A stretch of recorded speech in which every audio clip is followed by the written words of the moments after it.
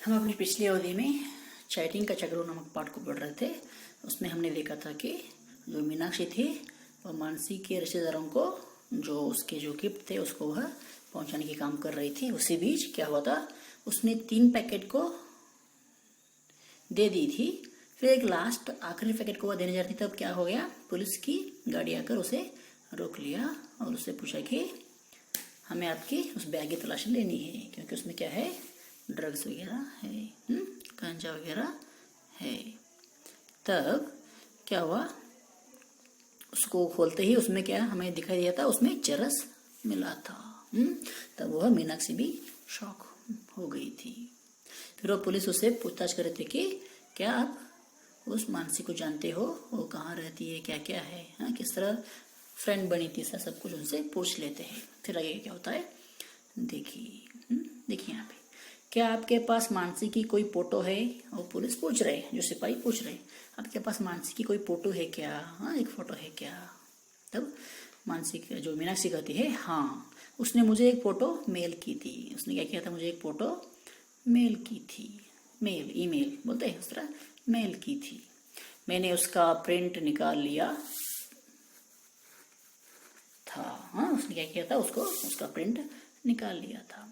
मीनाक्षी ने कहा और अपने पर्स में से मानसी की फोटो निकाल कर दिखा दी। इस तरह कहते हुए मीनाक्षी ने अपने पर्स में क्या था, उस मानसी का फोटो था, उसको वो निकाल कर दिखा दी। इसी बीच जीप से 2 और सिपाही उतर आए थे। इन बिटवीन, इसी बीच क्या हो गया था, और 2 सिपाही नीचे उतर कर आए थे। मानसी की फोटो देखते ही सब चौंक पड़े। जैसे ही सब जो पुलिस जो आए थे वो मानसी की फोटो देखते ही चौंक पड़े। चौंक गए सब लोग। क्या हुआ, क्या यह मानसी नहीं है? घबराते हुए मीनाक्षी ने पूछा। तब उन सभी जो पुलिस वालों से वो मीनाक्षी पूछती है, क्यों घबरा गए, क्यों, क्या हो गया, वो मानसी की फोटो नहीं है क्या? इस तरह घबराते हुए मीनाक्षी पूछती है। यह तो बम्बई के काले धंधों में लिप्त मिस अजरा है।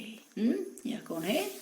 जो मुंबई के काले धंधे, जो काले धंधे करते हैं उसमें जो मिली हुई जो क्या है, मिस अजरा है। अजरा नाम की औरत है।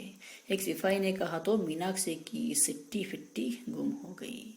ऐसा सुनते ही मीनाक्षी शॉक हो गई और कुछ बातें भी नहीं कही और कुछ हलचल भी नहीं की। वो बहुत ही शॉक में हो गई।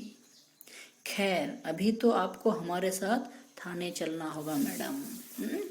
एक पुलिस वाले बोलते हैं, ठीक है लेकिन अभी आपको क्या करना है, हमारे साथ पुलिस स्टेशन चलना है। एक सिपाही ने कहा तो मीनाक्षी रोते हुए बोली। इस तरह एक सिपाही ने कहा, तब मीनाक्षी रोते हुए बोली। क्या बोली?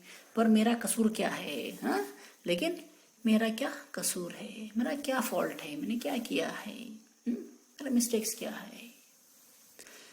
इसकी जांच तो थाने में जाकर ही होगी। इसकी इन्वेस्टिगेशन, जांच यानी कि इन्वेस्टिगेशन, इन्वेस्टिगेशन कहाँ जाके होगी? थाने में जाकर, यानी कि पुलिस स्टेशन में जाकर ही होगी। सिपाही ने कहा तो मीनाक्षी बिना कुछ कहे जीप में बैठ गई। इस तरह एक सिपाही ने कहा तब वो मीनाक्षी बिना कुछ बोले उनकी जीप में बैठ गई। क्या मैं अपने घर पर फोन कर सकती हूँ? सुबकते हुए मीनाक्षी ने पुलिस के सिपाहियों से पूछा। Can I call my parent? इस तरह वह पूछ ली। सुबकते हुए यानी कि रोते हुए हालत में मीनाक्षी ने पुलिस के सिपाहियों से पूछा। उनके हाँ कहने पर उसने मम्मी को सब कुछ बता दिया। उनके हाँ कहने पर, किनके हाँ कहने पर?